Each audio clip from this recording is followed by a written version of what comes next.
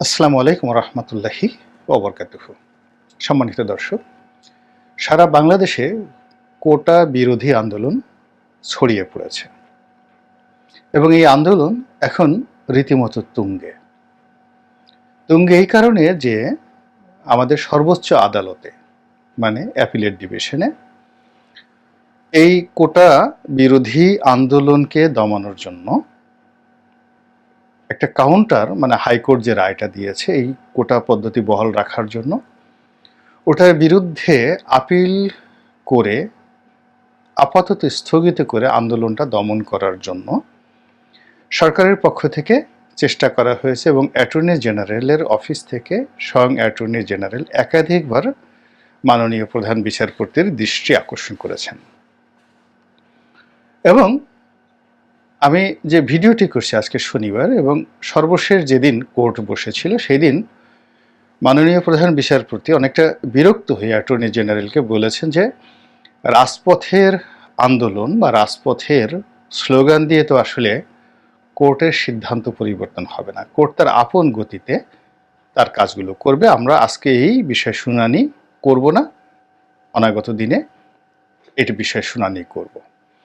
তো কোর্ট এখানে যে বিষয়টি করেছে সেটা হলো আমাদের মহামান্য হাইকোর্ট একটা এই বিষয়ে যে প্রধানমন্ত্রী তার এক্সিকিউটিভ ক্ষমতা বলে পুরো কোটা পদ্ধতিটিকে বাতিল করে দিয়েছিলেন, সেটিকে আবার পুনর্বহাল করেছে এবং সেটি নিয়ে আবার এই সময়টিতে সারা বাংলাদেশের পাবলিক বিশ্ববিদ্যালয়গুলো এবং কলেজগুলো, অন্যান্য শিক্ষা প্রতিষ্ঠানগুলো ক্রমান্বয়ে এই আন্দোলনে একেবারে নেতৃত্ববিহীন অবস্থায় সব ছাত্র এবং ছাত্রী ঝাঁপিয়ে পড়েছে।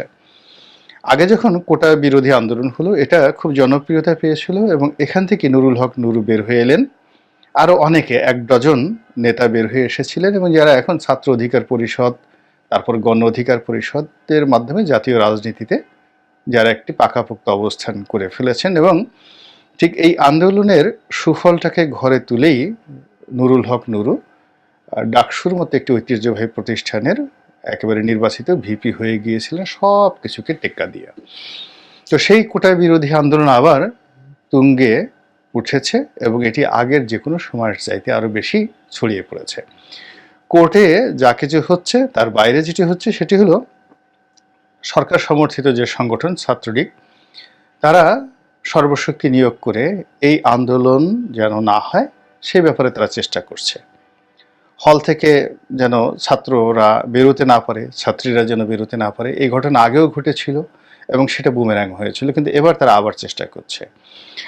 এমনও পত্রিকাতে এসেছে যে এই কোটা বিরোধী আন্দোলনের সঙ্গে যারা সম্পৃক্ত তারা যেন হলে থাকতে না পারে, হলে উঠতে না পারে, এরকম কথাবার্তা হচ্ছে, যা কিনা আলটিমেটলি এই আন্দোলনকে আরও গতিশীল করে তুলবে এবং সরকারকে আরও বিব্রতকর করে তুলবে। দ্বিতীয়ত, এই আন্দোলনের সঙ্গে দেশের প্রধানতম রাজনৈতিক দলগুলো যারা আছেন, বিএনপি সহ অন্যান্য দল, তারা সবাই সমর্থন জানাচ্ছে। আর গোপনে যদি কারো কোনো মদত দেওয়ার সামর্থ্য থাকে সেটা কিন্তু দেওয়া হচ্ছে। তৃতীয়ত, এটিকে অতীতের মতো পুলিশি কায়দায় মোকাবেলা করার জন্য সরকার চেষ্টা চালাচ্ছে, অর্থাৎ ধরপাকড় এবং এই আন্দোলনে যারা নেতৃস্থানীয় রয়েছেন, বিশেষ করে ছাত্রদলের অনেক যারা নেতৃবৃন্দ রয়েছেন তাদেরকে গ্রেপ্তার করার জন্য খোঁজাখুঁজি করা হচ্ছে এবং ইতিমধ্যে বেশ কয়েকজনকে গ্রেপ্তার করা হয়েছে। তো আলটিমেটলি এটি কোথায় গিয়ে থামবে এবং এটি শেষ হয়ে যাবে কি না, এটি নিয়ে সরকারের মধ্যে কি আলাপ আলোচনা হচ্ছে সেটি বড় ব্যাপার নয়। বড় ব্যাপার হলো যে ঢাকা বিশ্ববিদ্যালয় সহ সারা বাংলাদেশের ছাত্ররা যখনই কোনো একটা দাবি নিয়ে রাস্তায় নেমেছে অতীতে, সেটি তারা আদায় না করে কিন্তু ঘরে ফিরেনি। তো এখানে আসলে এই কোটা বিরোধী যে আন্দোলনটা হয়েছে সেটি আদালতের বিষয় হোক কিংবা সরকারের বিষয় হোক, যখনই বাংলাদেশের ইতিহাস হলো ছাত্ররা কোনো কিছু চেয়েছে, এমনকি মিলিটারি শাসকের বিরুদ্ধে চেয়েছে, 111-এর বিরুদ্ধে চেয়েছে, তখনই সেটি বাস্তবায়িত হয়েছে এবং ছাত্রদের কোনো আন্দোলন আজ পর্যন্ত বৃথা যায়নি।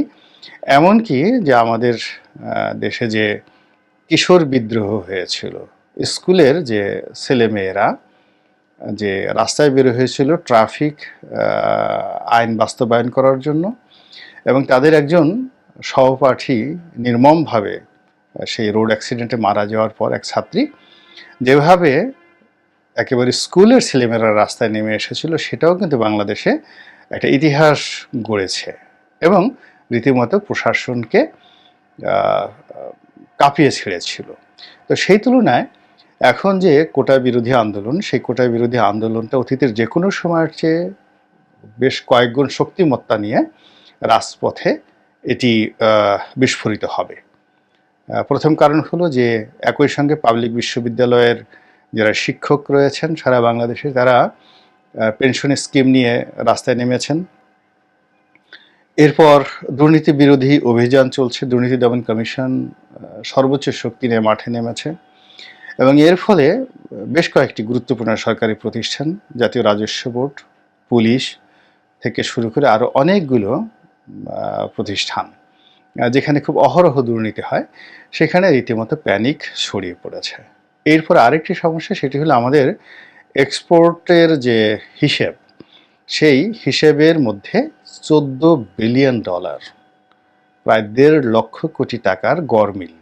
মানে যেভাবে এক্সপোর্ট প্রমোশন ব্যুরো হিসাব দেখাচ্ছিল যে আমাদের এত এক্সপোর্ট হয়েছে, যেভাবে জাতীয় রাজস্ব বোর্ড হিসাব দিয়েছিল, যেভাবে বাংলাদেশ ব্যাংক হিসাব দিয়েছিল, এই তিনটি প্রতিষ্ঠানের যে সম্মিলিত হিসাব, এটা অনেকটা ধামাচাপার মতো এক্সপোর্টকে ফুলিয়ে ফাঁপিয়ে তুলে ধরে যে হিসাবগুলো তুলে ধরা হয়েছিল জাতির সামনে, যেমন আমাদের জিডিপি, আমাদের ফরেন রিজার্ভ, আমাদের পার ক্যাপিটা ইনকাম, এই সব কিছু এখন আইএমএফের চাপে এই যে $14 বিলিয়ন কম এক্সপোর্ট হয়েছে, এটি যখন ওপেন হয়ে গেল, ফলে কি হলো, প্রথমত আমাদের যে সূচকগুলো, আমাদের বিদেশির সাথে আমাদের যে বাণিজ্য, এবং আমরা যে সারা দুনিয়াতে উন্নয়নে একটা স্লোগান তুলেছিলাম, সব কিছু এখন উলটপালট হয়ে যাচ্ছে। এক।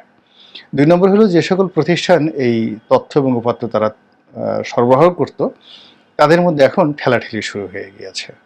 জাতীয় রাজস্ব বোর্ড বলছে এটা এক্সপোর্ট প্রমোশন ব্যুরোর দায়িত্ব, এক্সপোর্ট প্রমোশন ব্যুরো বলছে জাতীয় রাজস্ব বোর্ডের দায়িত্ব, আবার বাংলাদেশ ব্যাংক কোনো দায়িত্বই নিতে চাচ্ছে না।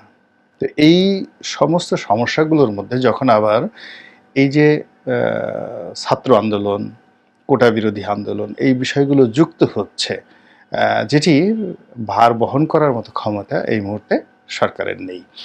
দ্বিতীয়ত, সরকারের যে একটা বিশ্বাসযোগ্যতা, সরকার একটি কথা বলে, বা আমাদের আইন আদালতের যে পবিত্রতা, এই জায়গাগুলোতে মানুষ প্রশ্ন করছে এভাবে যে সরকার এখানে চালাকি করার চেষ্টা করছে।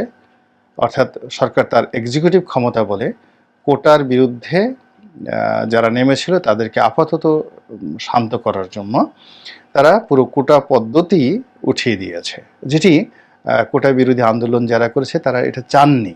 তারা চেয়েছে যে হ্যাঁ, কোটা থাকুক, নির্দিষ্ট পরিমাণ, সহনীয়, 30% নয়।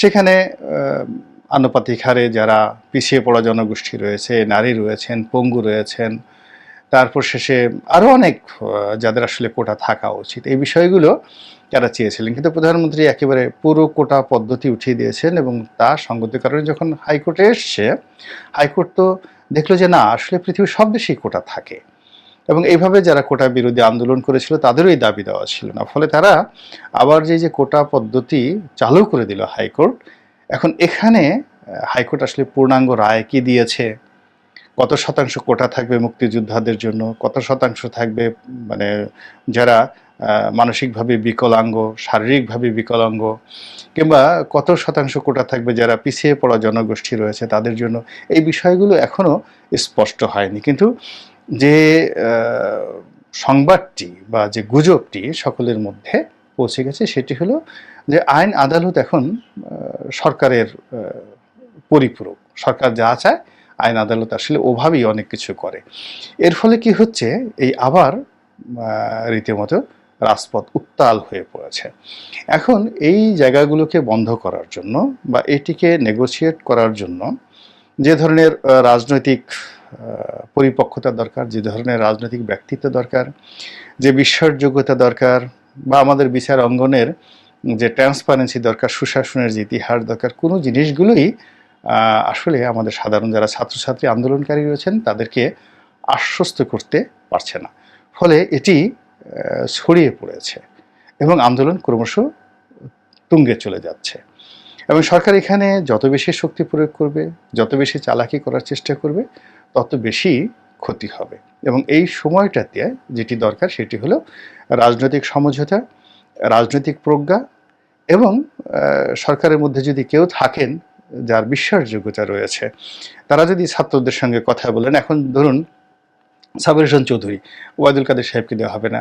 সাবির হোসেন চৌধুরী যদি আসেন, প্রধানমন্ত্রীর প্রতিনিধির উপরে যদি ব্যারিস্টার সুমনকে পাঠানো হয়, কিংবা ওই যে স্বতন্ত্র সংসদ সদস্য জনাব একে আজাদ, ওনাকে পাঠানো হয়, এরকম ৩-৪ জন আছেন।